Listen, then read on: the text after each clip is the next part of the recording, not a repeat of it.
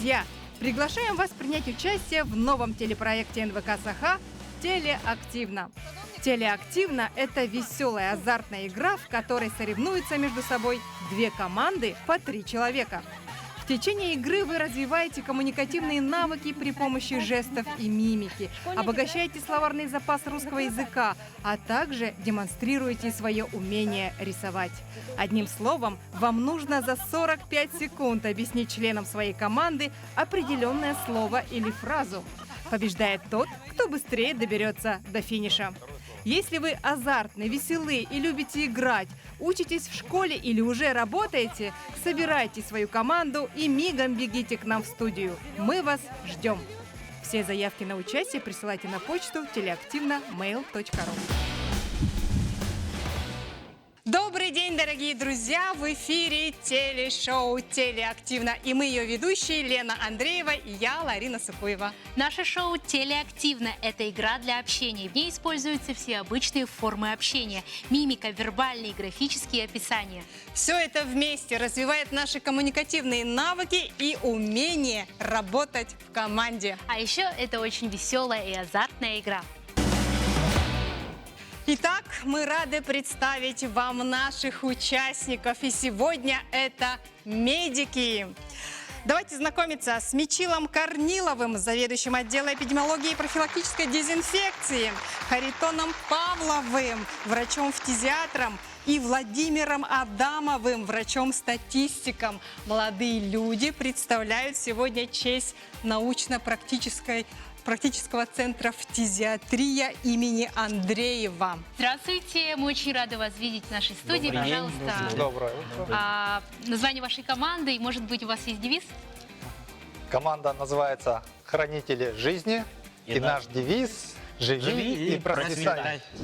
Мичиль Корнилов занимает серьезную должность. Он заведующий отдела эпидемиологии и профилактической дезинфекции научно-практического центра «Фтизиатрия». А помимо работы с увлечением занимается сноубордингом, интересуется автомобилями, в частности автозвуком, с интересом изучает дроны. Харитон Павлов признался, что не оригинален в своих увлечениях. Он, как и многие другие мужчины в Якутии, свои выходные отпуска проводит на природе, на рыбалке и охоте. Харитон – врач-фтизиатр, и он искренне любит свою профессию. И объяснил нам, что фтизиатры – это те, кто лечит легкие, в частности, такую болезнь, как туберкулез, которая, в свою очередь, передается воздушно-капельным путем. И, пользуясь случаем, напоминает, что в эти дни в республике проходит месячник по борьбе с этим коварным и опасным заболеванием. Владимир Адамов также работает в научном центре «Фтизиатрия», он врач-статистик. Владимир прекрасно рисует карандашом, а совсем недавно решил освоить графический планшет. Поэтому сегодня на игре с нетерпением ждет задание, связанное с рисованием. Также прошу любить и жаловать Аллу Клицко, пресс-секретаря научно-практического центра «Фтизиатрия», Варвару Борисову, врача-педиатра, и Маргариту Маркову, врача-невролога. Девушки, здравствуйте. Очень рада вас видеть в нашей студии. Скажите, пожалуйста, как вы назвали свою команду, и, может быть, у вас есть девиз? Мы назвали свою команду «Нейрон», а девиз «Раз, два, три. Создадим новые синаптические связи». Почему так? Невролог. Потому что нам непривычно участвовать в таких играх, еще на телевидении. Это получается выход из зоны комфорта. Это непривычно для нас. И таким вот образом у нас создаются новые синаптические связи. То есть мы таким вот образом обучаемся к новым навыкам. Это для вас челлендж, вызов? Большая мечта Аллы Клицко, пресс-секретаря научно-практического центра «Фтизиатрия», создать свой детский благотворительный фонд, чья работа будет направлена на облагораживание детских отделений больниц республики. Алла по образованию юрист, но много лет работает в сфере медицины и буквально влюблена в свою работу и в своих медиков. Несмотря на то, что тоже представляет центр «Фтизиатрия», сегодня играет за подруг медиков. Врач-педиатр Варвара Борисова обожает все красивое – цветы, театр, книги, хорошую музыку, вкусную еду. Поэтому все свое свободное время она посвящает этому. И это прекрасно. Врач-невролог Маргарита Маркова назвала сегодняшнюю игру выходом из зоны комфорта, ведь это нечто новое и непривычное для нее. поэтому настроена решительно и ждет от себя и подруг только победу. А еще Маргарита призналась, что дома с упоением занимается кулинарией, выпечкой тортов, пряников и изготовлением домашнего шоколада. Прежде чем приступить к игре, мы должны решить, какая команда начинает первый ход. Первым всегда у нас начинает команда красных. И для этого каждой команде сейчас будут заданы по 3 вопроса из школьной программы. Вопросы задают у нас учителя средней школы номер 29. А вопросы будут заданы рандомно по таким школьным предметам, как математика, русский язык, история, биология и даже английский язык. И если так получится, что каждая команда заработает одинаковое количество очков, в этом случае капитаны должны будут кинуть кубик. И чья цифра будет старше, тот, собственно, и начинает нашу игру. Так, ну поскольку мы первыми сегодня озвучили команду юношей, внимание на экран, вопрос вам. В какой среде свет перемещается быстрее? По воздуху, в воде или в вакууме? Вакуум. Да, вакуум. Где нет кислорода. Да. Вопрос из физики. Давайте узнаем, так ли это. Свет быстрее всего перемещается в вакууме. Молодцы, всё верно. конечно. Так, команда юношей зарабатывает 1 очко. Девушки, внимание на экран. Назовите металл, обладающий бактерицидными свойствами.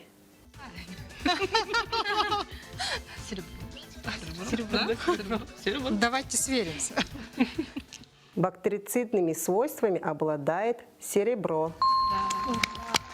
Каждая команда у нас заработала по очку. А юноши, внимание на экран. У Льва Николаевича Толстого есть знаменитая цитата. Вы ее помните. Чтобы жить честно, надо рваться, путаться, биться, ошибаться, начинать и опять бросать, и опять начинать и опять бросать. Закончите, пожалуйста.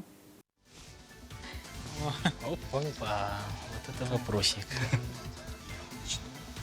Тут фраза такая. Вы ее знаете. Лена, ты помнишь? Нет, не подсказать. Что это Затрудняюсь. Пустого.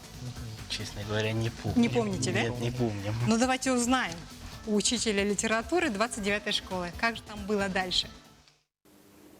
А спокойствие – душевная подлость. Девушки, вы знали, вы бы ответили бы на этот вопрос? Сложный вопрос по литературе. Ну, давайте посмотрим, попадется ли вам вопрос из литературы. Внимание на экран.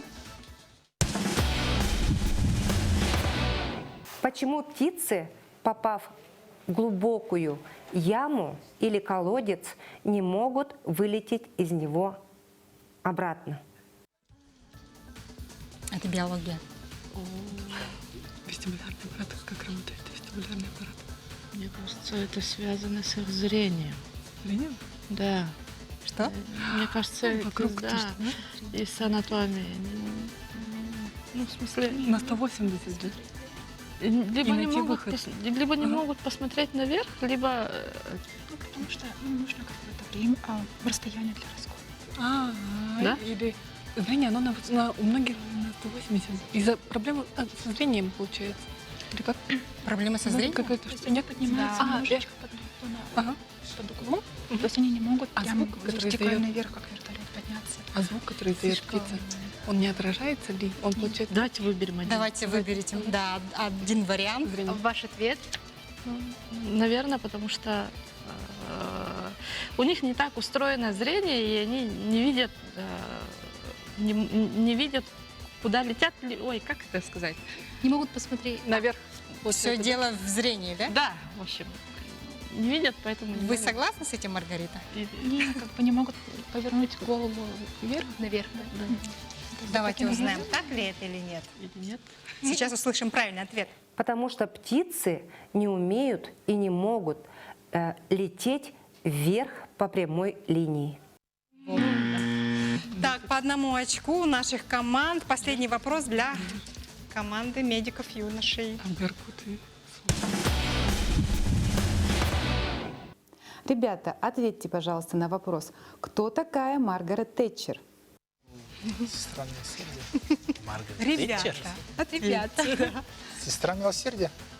Маргарет Тэтчер? Маргарет Нет, Тэтчер. нет. Ваш Кто? ответ? Ну, сестра милосердия, да? Ответ принят, давайте проверим. Маргарет Тэтчер была премьер-министром Великобритании. А сестра милосердия по-другому ее звали. Марти. Кэт Марзен. Марти, да. Кейт Марти. Так, и, девушки, вам вопрос последний. Сколько корон изображено на гербе России? Корон. Сколько корон? Да. Герб. Герб России. Где двуглавый орел? Там у него один скипетр. Ага, другой это. А корона где? На голове? На голове. Три тебе получается. Нет, скипетр. А В руке корона он сам на короне же получается. стоит, Но и в руке скипетр. скипетр, И, на и вот голове эта корона. вот круглая штука. Ага. Ну, и на голове. Мгм. Да? Ну да. Два? Это вот ответ. Две. Давайте сверимся. На гербе России изображено 3 короны. Вот в руке. Вот и Скипетр и вин. Юноши, у вас был ответ, да? стоит на ней скипетр. Вы знали, что и это на корона? голове 3. Да.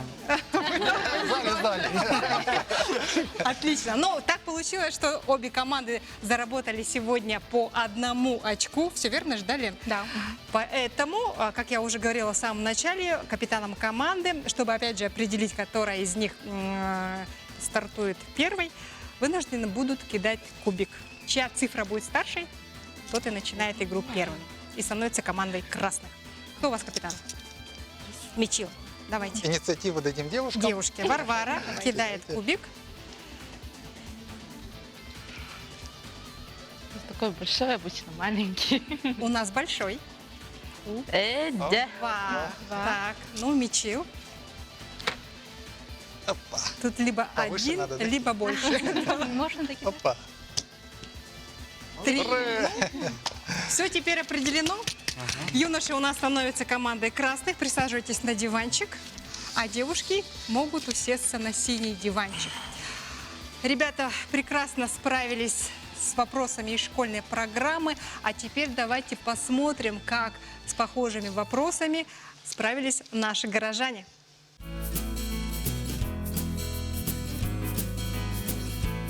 Какой из этих элементов не является радиоактивным? Уран, фосфор, плутоний или торий? Тор. Не помню, но возможно торий, но я не уверен. Это я плохо помню. Химию ненавижу. Торий, наверное. Фосфор? Фосфор. Фосфор. Пусть будет фосфор.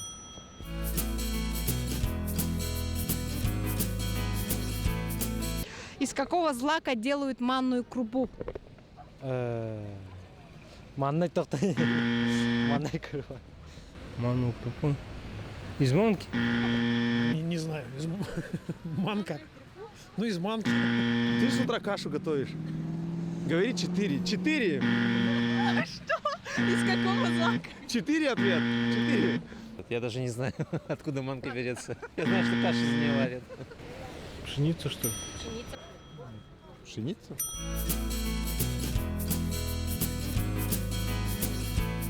Сколько материков на планете Земля? 7. Африка, Евразия, Северная Америка, Южная Америка, Австралия, Антарктика. 7. Раз, два, три, 4, 5, 6. Раз, два, три, 4, 5, 6, 7 получается. Это черт побери, это Материков? вообще, да. Сколько материков на планете Земля? Молодой человек, сколько материков на планете Земля? 4. Он говорит 3. Получается, пусть будет 4. 6. 6.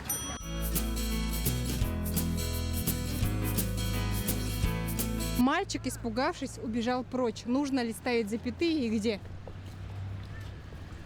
Нет, думаю. После испугавшись. После испугавшись.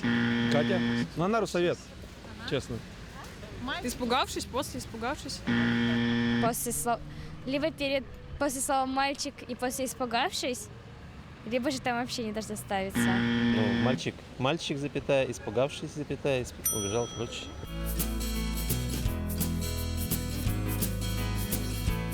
Вследствие чего погиб Пушкин? То ли дуэль была, то ли как было у него. Его там замочили и все.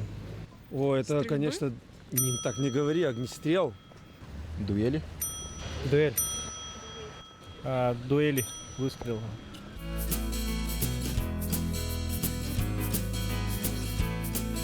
У нас же есть улица Кальвица, да? Да. А как его зовут вообще и кто он такой, ты знаешь?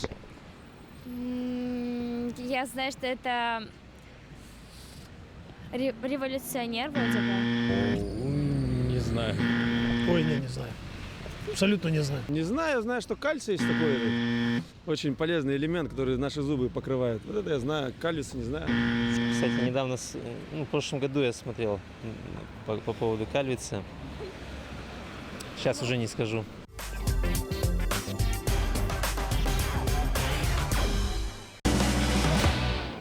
Да. Ну, в нашей игре получается, что медики-юноши играют против медиков-девушек. А правила игры таковы. Все участники разбиваются на две команды. Команда красных начинает игру первой и бросает кубик. Игрокам нужно будет объяснить своей команде слова или фразу с карточки, при этом нужно уложиться в 45 секунд. За каждое правильно угаданное слово или фразу команда приближается к финишу и победе. Каждый из членов команды в строгой очередности демонстрирует слово или фразу тем способом, который изображен на клетке игрового поля, где потенциально может находиться фишка. Но передвигаться можно только в том случае, если команда угадала слово или фразу. А вот если игроки не поняли расплывчатые объяснения товарища, фишка будет стоять на месте. Выигрывает та команда, которая первой дойдет до финиша. А теперь смотрим на саму карточку. Если нарисован говорящий человечек, значит нужно объяснить слово или фразу. В этом случае нельзя использовать однокоренные слова. Если нарисованы кисть и карандаш, значит нужно немного побыть художником, чтобы попытаться изобразить слово или фразу на доске. Если на карточке вы видите маску, вам придется стать мимом и с помощью жестов и актерского мастерства объяснить членам своей команды нужное слово или фразу. Все поняли правила игры, итак, мы начинаем. Команда красных кидает кубик первой, и таким образом определим, какое задание попадется и сколько шагов она сможет сделать вперед в случае успеха. Кстати, следует отметить, что если кубик покажет цифру 6, в этом случае свой вопрос будут задавать самые младшие эксперты нашей программы, воспитанники детского сада «Цветик-семицветик» города Якутска. Если же так получится, что ваша фишка должна потенциально попасть в центр нашего поля, в этом случае будет задан музыкальный видеовопрос от артистов Якутской государственной филармонии. В любом случае, на каждый ответ вам дается по 45 секунд. Итак, команда красных начинает игру. Мичил кидает кубик. Таким образом, мы определим, сколько шагов команда красных может сделать. Сделать первый шаг. Опа! Один. Так, один это получается, пока не двигаем фишку. Отсюда где? Пока, да, подготовьте. Нет, пока двигать не надо. Пока двигать. Двигается фишка только в том случае, если вы справитесь с заданием. Но потенциально смотрим. Голубой фон, рисование. Подходите к нашему столику, выбирайте любую карточку, которая вам понравится. Не показываем задание своим членам команды. Смотрим, это значит вот это. Вам нужно это нарисовать. Угу. В течение 45 секунд уложиться, а ваши друзья должны угадать. Ну все. Угу. Вы не можете говорить. Да. Без звука, без слов. Мичил, время. Можете рисовать. Так. Говорить не надо. Запрещенный знак. Нет.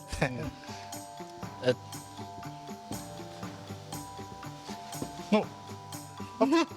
Там, короче. Камень, что ли?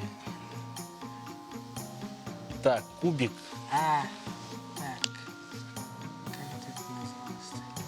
Человек, кубик. 15 секунд. Бегает. Это что? Это что? Нельзя говорить. Он поменьше. Говорить не надо. Да. Мяч. Да. Мяч. Какой мяч? Футбольный. Да. Так нельзя. Мы не принимаем этот ответ. Так что ваша фишка стоит на месте. Ну да, это был футбольный мяч.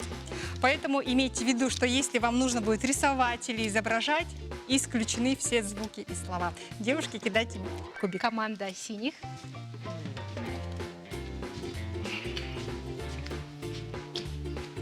Четыре. Раз, два, три, четыре. Говорить. Синий фон, говорить. Варвара, подходите к нам, выбирайте карточку.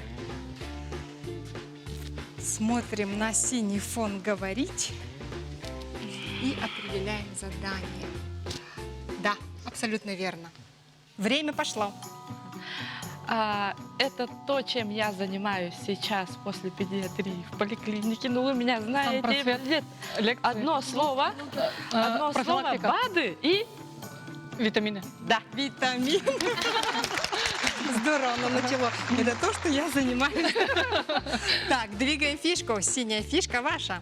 Раз, два, три, четыре. Молодцы. Команда красных, пожалуйста. Команда красных, юноши. Кидаем кубик. Кто из вас? Харитон кидает кубик. Имейте в виду, что если вам попадется 6, то будет музыкальный вопрос. 4. То же самое. Синий фон, говорить. Подходите к нам. Необходимо выбрать карточку, любую. Синий фон, вот. Говорить. Карточка остается у меня. Запомнили, да? Время. Он круглый, крутится. Мячик. Мячик. Нет. Круговорот, аттракцион. Камень. И еще большой. вырабатывает. Это не вырабатывает, а Генератор. Нет. Электричество. А руками можно и не показывать. Словами, все словами. Чему это? Железное? нет, деревянный. Деревянное? Деревянный. Месить, я не знаю, там муку месить. Да. Мельница. Да. Мельница! Да. Молодцы, двигайте фишку. Ставьте рядышком прямо с командой синих. Раз, два, три, четыре. Ну вот, юноши догнали девушек. Девушки, кидайте кубик. Ваша очередь. Маргарита. 3. Раз, два. Раз, два, три. Рисовать, да. Так, тоже выбирайте карточку, смотрим розовый фон и кисточку с карандашом. Можно я гляну? Так, да, все верно. Время. Не говори. Говорить не надо. Молчи. Коробочка, кубик. Куб. Конверт. Почта, электронная почта. Ага. Электронная почта. Нет. Почта? Нет. Почтовый ящик? Почтовый ящик. Да. Вы хорошо рисуете, Маргарита. Двигайте фишку, здорово. Так, раз, нет, сюда. Раз, два и три. Замечательно. Юноша, хранители жизни. Пусть попадется музыкальный вопрос. Это украсит Пускай нашу музыкальный. передачу. 5. Пятерка. Раз, два, три, четыре, пять. Фантомим, зеленый фон. Подходите к нам, выбирайте карточку тоже.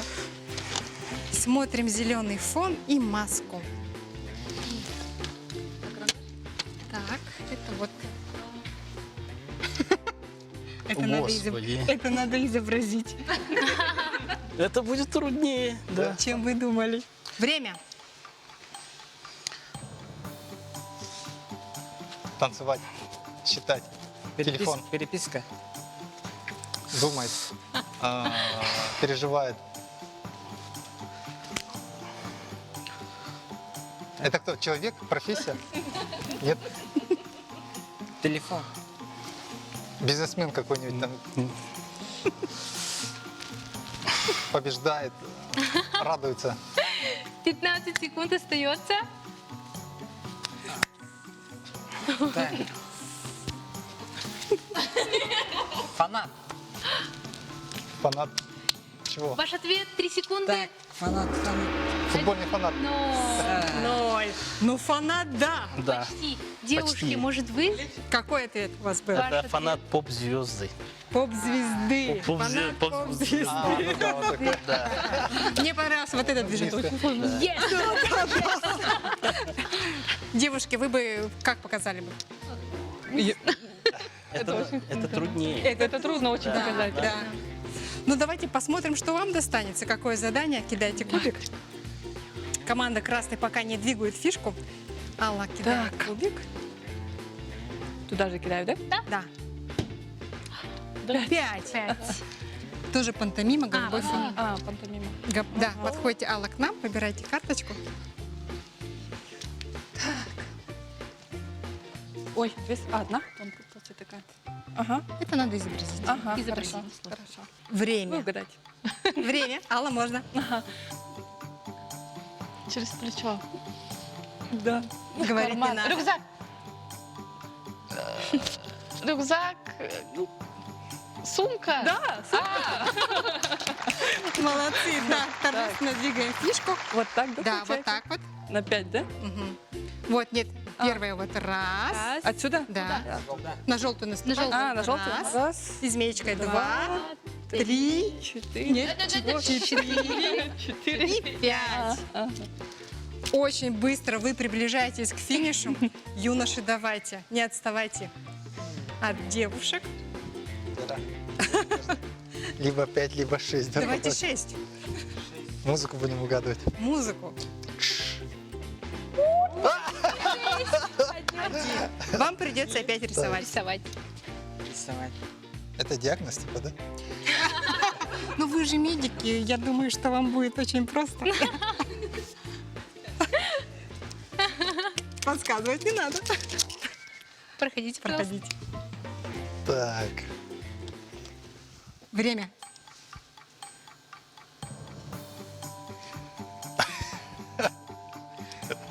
Мы вспомнили, как рисует Маргарита сразу. Что это? Это что, да? Диагноз рисует. Так, ЭКГ. Нет, это не похоже. Нет.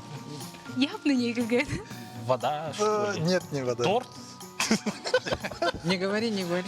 Так, Митил, вы опять говорите, молчите. Так, Э,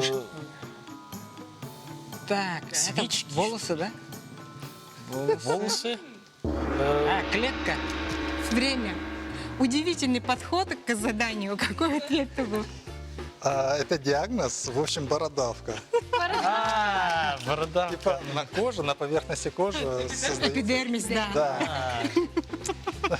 Довольно интересно, раньше такого у нас не было. Так, еще. команда красных пока стоит на месте. Девушки, Что будет, если... если бы попадет больше, чем 4, Да, то вы ну это автоматически значит вот выиграете. эта клетка, да. Варвара. Ага. Всё, надежда. 4. Это раз, два, да. Голубой фон пантомима. Смотрим завершающую клетку. Если вы угадаете, то вы автоматически становитесь победителем. Да, это надо показать. А пока наши игроки думают, как справиться с заданием, предлагаем заглянуть в Голливуд, где известные актеры в свое свободное время играют в настольные игры.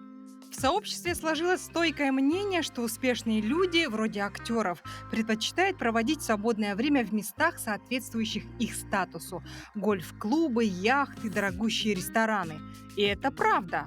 Однако всегда найдутся исключения. Уилл Уитон. Этого парня знают все фанаты «Теория Большого Взрыва» и «Стартрека». Оказывается, он длительное время на канале Geek and Sundry вел рубрику, посвященную настольным играм, приглашая в нее не менее именитых гостей. Вин Дизель. Этот брутальный парень – ярый поклонник Dungeons and Dragons. Он увлекается подземельями более 20 лет. Есть информация, что Вин даже написал предисловие к юбилейному изданию этой игры. Вуди Хэррельсон. Господин Хэррельсон уважает настольную игру «Катан» «Колонизаторы». Мужчина настолько ее любит, что порой таскает с собой на съемки и приглашает коллег по цеху поиграть партийку-другую во время перерыва. К слову, Мила Кунис тоже является заядлым игроком в колонизаторов. Квентин Тарантино. Данный обладатель премии «Оскар» вообще коллекционирует настольные игры. Об этом он признался еще в далеких 90-х. Предпочитает собирать старые настолки, связанные с фильмами и телевидением.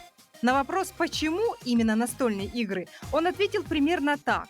Потому что настолки уникальны, ведь их можно не просто хранить на пыльной полке, но еще и поиграть время от времени. Рано ушедший из этого мира Робин Уильямс играл в Warhammer 40 тысяч. Он отдавал предпочтение армии Эльдар, хотя в его коллекции были и титаны Империума из Вахии старого образца. По слухам, он увлек Вархаммером Кирстен Данст, Дастина Хоффмана и даже Билла Мюррея. Время. 1.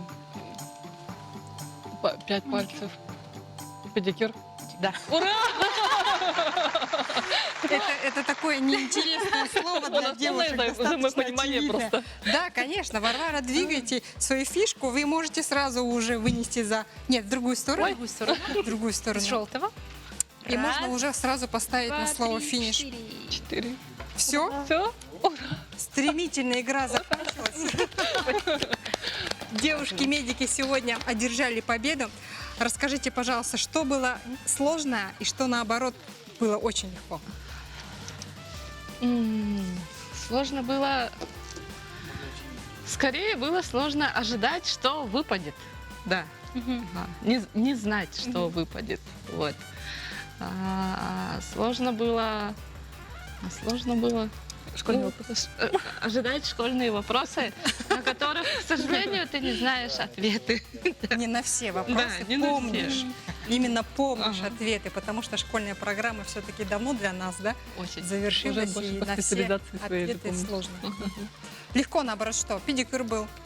Маргарита прекрасно рисует. Пантомим у нас вышли легкими, получается, да? Да. Маргарита, вы вышли из зоны комфорта сегодня? Не успела. Недостаточно заданий было, да, для вас? Так, молодые люди, что для вас было сложно? Тяжело, пантомима и рисунок, да? Нет, я бы рисунок...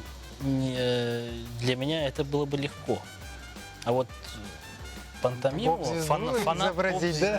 Это просто нереально изобразить. Это надо... Вдвоем надо показать, как минимум. Один аплодирует, а второй... Фанат поп-звезды, да? Да, именно. Как бы вы показали бы вдвоем? Вот, с Мичелом, допустим, сейчас покажите. Я бы стоял там, хлопал. Покажите. Хлопал, да. Вот в центр. Мичел, давайте. Как бы вы показали бы вместе с Владимиром? Ну, раз двое, да. Мы фанаты, да? Мы фанаты, допустим. Мы смотрим наверх. Да, мы смотрим наверх. Там концерт смотрим, неважно. Но вы не должны говорить. Хлопаем, кричим, да. Да, махаем. Да, говорим. Вот это вот да. А потом там, я не знаю, делаем селфи там и так далее. И делимся. Кого-то берем, подкидываем вверх.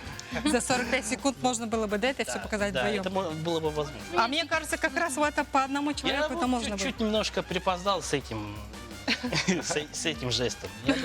Я бы сразу сделал. Замечательно. Интересное задание. Так, а нарисовать бородавку? О, ну это да. Бородавку было бы чуть-чуть... Непонятно, да? Да, было бы непонятно, да. Не, ну кожу эпидермис же вы угадали. Да, кожа бы. Но чуть-чуть, если бы больше времени было, может быть. А как бы вы нарисовали? Ну, я бы нарисовал бы, я не знаю, например, там... Нет, я бы нарисовал... Руку, да? Да, руку, например, да. Ага. И прямо вот такой вот, да? И, например, волосяной фолликул, например, нарисовал. Фолликулы. Сегодня мы узнали много очень слов, медицинских терминов. Но сразу видно, да, что у нас сегодня играли медики. Ну, жалко то, что не попался у меня рисунок. Что вот это, вот обидно. Ну ладно. А мне жалко, что никому не попался музыкальный вопрос от артистов Государственной филармонии, от самых маленьких наших экспертов, воспитанников детского сада «Цветик-семицветик». Друзья, я благодарю вас за участие в нашей викторине. Победителем сегодняшней игры становится команда «Синих», с чем мы вас поздравляем и вручаем подарок от компании «Камилек». Вот такие И вот берите для Спасибо вас, большое. девушки, Спасибо. вспоминайте нашу игру. Мгм. Спасибо. Играйте в настольные игры. Мы поздравляем наших победителей, а вас, дорогие телезрители, приглашаем принять участие в нашей телевикторине «Телеактивно». Телеактивно — это азартная, веселая игра, в которой вы развиваете коммуникативные навыки.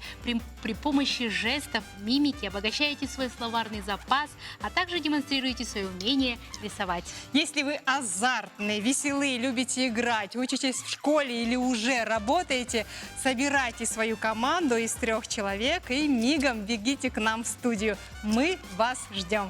Все заявки принимаем на почте teleaktivno@mail.ru. На этом мы с вами прощаемся. В студии для вас работали Лена Андреева и я, Ларина Сыкуева. До новых встреч!